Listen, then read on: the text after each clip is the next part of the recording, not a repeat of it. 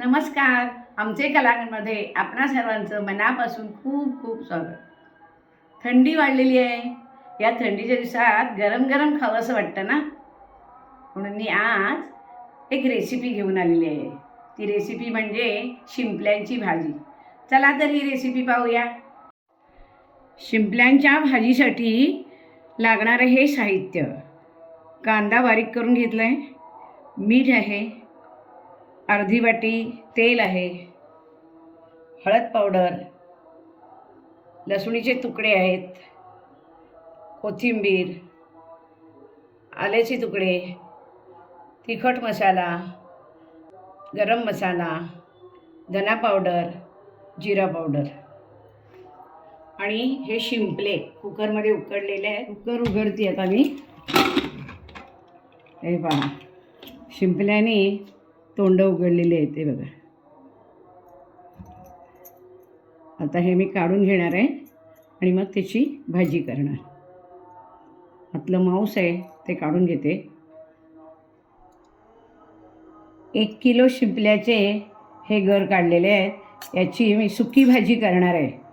आणि हा जो शिंपला आहे त्याला आपल्याला रस्सा करायचा असला तर एक भाग काढायचा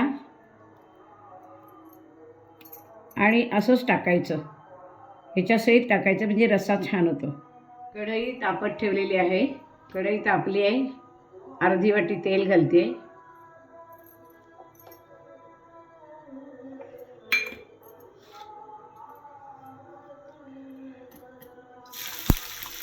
कांदा घालते,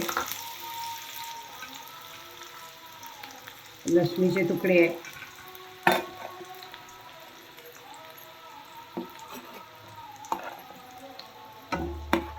आल्याचे तुकडे, कोथिंबीर आणि हा सगळा मसाला: तिखट मसाला, गरम मसाला, धना पावडर, जिरा पावडर.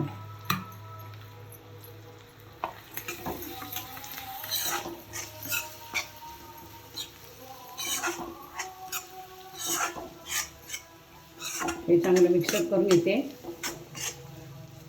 कांदा नरम होण्यासाठी वरती झाकण ठेवते.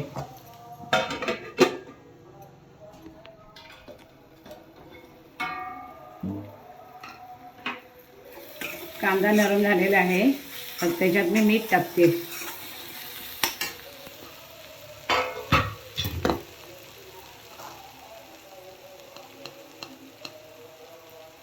हे मीठ टाकलं.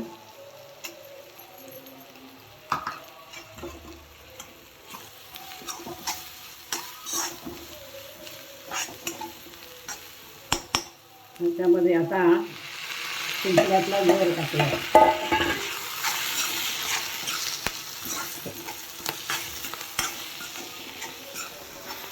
थंडीच्या दिवसात शिंपले आणि कालवे मिळतात. हा सीझनच आहे त्याचा. शिंपल्यामध्ये आयर्न जास्त असतं आणि आपल्या शरीराला आयर्नची फार गरज असते. छान शिंपले शिजलेले आहेत. वाफ छान आली आहे.